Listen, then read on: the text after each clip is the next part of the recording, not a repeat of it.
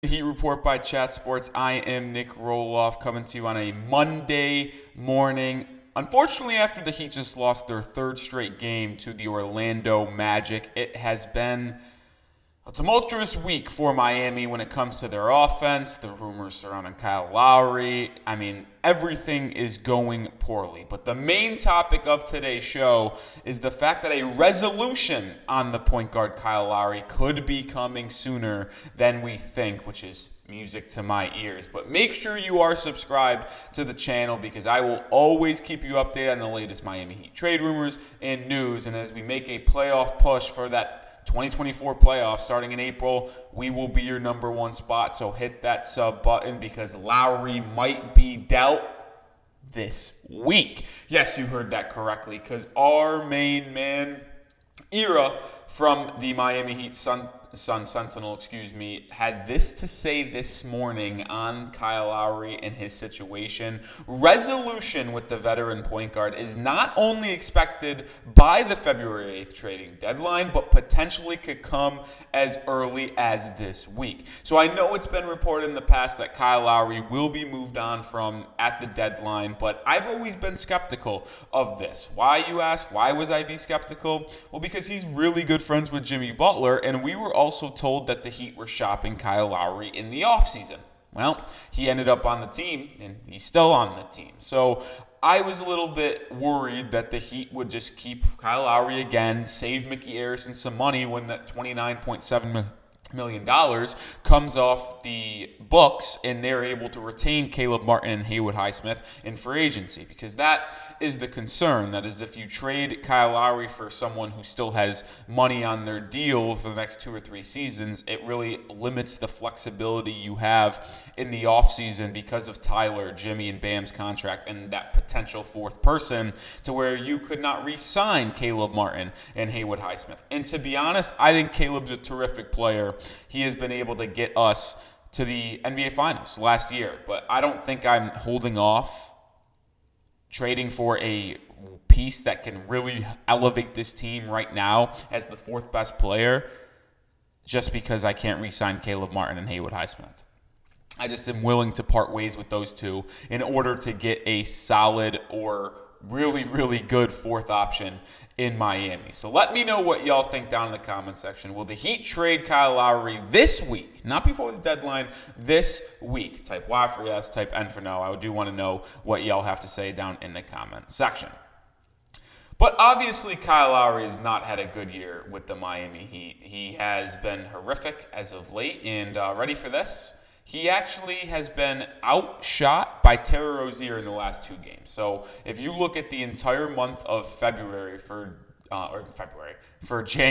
of Kyle Lowry, he's made 15 shots. Terry Rozier in the last 2 games has made 16. Now, obviously, a lot of that is volume, but that also goes to show to you that Kyle Lowry is not really providing anything on the offensive end. And if you really just think about what he's doing defensively, well, it's not that much either than the occasional rotation to draw a charge. That does seem important, but it's really the only thing he brings, because when you talk about his point of attack in one-on-one defense, well, he's a traffic cone out there. So there is enough evidence out there to support my claim that Kyle Lowry needs to be dealt for. So I don't really want to go, or dealt from the team, but I don't really want to go into the depth on that anymore because I've been pretty adamant about it, and I think you guys all realize that it is time to go. Now, I will say this before we do transition to the next part of today's show, is that I am not putting all of the blame on Kyle Lowry. I think there is a lot of looking inward on Jimmy Butler's side of things. Tyler Hero, Bam Adebayo, some of these other role players as well, that it's not just Kyle Lowry who is the main reason why the Heat have lost 3 straight and their offense has failed to score 100 points since last Sunday against the Charlotte Hornets, where they barely reached that clip at 104.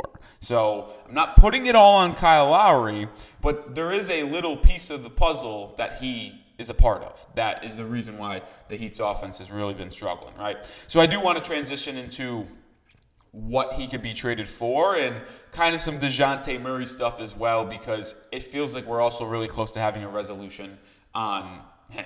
And I want to start with what Chris Haynes said about Dejounte Murray. He said, I was told that it's going to take at least 2 firsts, and I was also told a quality player in return for Dejounte Murray at the trade deadline. Now, if the Heat elected to trade for Dejounte Murray, which I still believe they should, they are the perfect trade partner in my opinion. And I will also talk about the Lakers because it feels a little glim for Miami here, but you talk about that package. Now, if that is the thing that Atlanta will trade him for and they will take no less, well, that's pretty simple. The Heat can trade Nikola Jovic, who is a quality player with some upside in the future. Kyle Lowry is expiring, plus a 2027 and 2029 first-round pick. Dejounte Murray is only getting paid $30 million. I get that if you're in the camp of, we got to wait for Donovan Mitchell. You don't want to give up those 2 first-round picks. But here's the thing for me, to all you out there, and I used to be a part of that crew. When has waiting for a star ever worked out for us? It hasn't. So look over the last 4 years since Jimmy Butler has joined Miami. You can even look back at 2016 when Kevin Durant was available. The Heat went all in. Didn't get him. What did he do? A.k.a. Pat Riley. He pivoted and signed Tyler Johnson, James Johnson, and Hassan Whiteside. That set this franchise back 3 years, and Jimmy Butler came and saved us out of the mud. But just looking at the last 4 years, we said Donovan Mitchell's our guy. We have a lot of interest in D-Mitch. He comes available. They don't make a deal. He goes to Cleveland. Kevin Durant comes available. That's our guy. We need KD. We're going all in. KD's preferring us on our list. No trade happens. He goes to Phoenix. Damian Lillard. We're waiting for him. Good relationship with Bam. He requests only Miami Heat to play for. He's playing Milwaukee. So, waiting for these stars has not worked out for the Heat's favor. So, if you want to wait for Donovan Mitchell again, that's fine. Do I think he will get traded in the offseason? I do. But to me, I'm sick and tired of waiting. You have a really good player that is a perfect fit for your team, available at the deadline right now for a cheaper cost, by the way. Because if you traded for Mitchell, you're going to have to give up Hero. You might have to give up Hawkes alongside first-round picks. If you trade for Dejounte Murray, all you got to do is give up Nikola Jovic, a player that you want to get off your team anyway, in 1 or 2 first-round picks. I mean, Dejounte Murray's fit on this team is seamless. It needs to happen. The question is, will Pat Riley do it? I don't know. And it really feels like Dejounte Murray could be on the move as soon as tomorrow, if we're going to be honest. Shams Charania, who's obviously one of the most tapped-in people in the NBA, said that Atlanta wants to find a third team to take on D'Angelo Russell's to complete a Dejounte Murray trade to the Lakers, which means they've had discussion. They're in advanced talks. They have a deal pretty much. I'm reading this as they have a deal agreed on. Atlanta and the Lakers have agreed to a deal. The only thing that the Hawks want is for D'Angelo Russell to not be on their team. So they're looking for a team to take D'Lo's contract in return for something, and then they will agree to the deal. Shams said, for exact quote, it's centered around D'Angelo Russell, a 2029 first-round pick, and a pick swap, I'm told. The holdup right now was that Atlanta wanted to find a third team for D'Lo. And if they can find a third team for D'Lo, well, then that seems like Dejounte Murray is heading to Los Angeles. Unless Miami jumps in and offers Jovic 2 firsts and Kyle Lowry, which could be maybe what Ira was hinting at with resolution coming this week. It's just really something that I am sick of. I know a lot of Heat fans are going to say, have the guts, stay patient. This team was the 8th seed last year. You can't keep on doing that.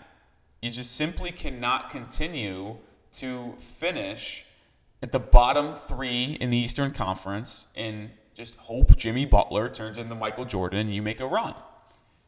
It's not sustainable. And I get that this offense and team has really struggled ever since Jaime Jaquez Jr. left the rotation. But isn't that a little concerning to you that this entire Heat team is all hinging on an 18th overall pick from UCLA? That is an issue in itself, right? We are so lucky that Jaime Jaquez Jr. has been the 3rd best rookie, the 2nd best player from the draft class of 2023. Because what if he was a Jalen Hood-Schifino type, who I was very high on, and I actually still think he'd be good in the Heat system. But imagine if he wasn't giving you anything. Where would we be right now? Would we be sellers at the deadline? Like think about that. Like, this Heat offense has really struggled when you have your big three playing. And you can't really tell me that you expected Jaquez to be this important to the team. Like, this is an issue that I think needs to be addressed. There's still a chance that he can win the title if they address the point guard position. They bring in a fourth guy.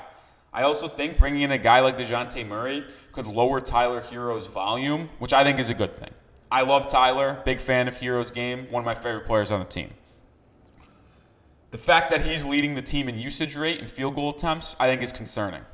And I get that Jimmy Butler doesn't want to exert a lot of effort in the regular season, but I think I saw a stat today that the Heat are 6-1 this year when Jimmy scores more than 28 points.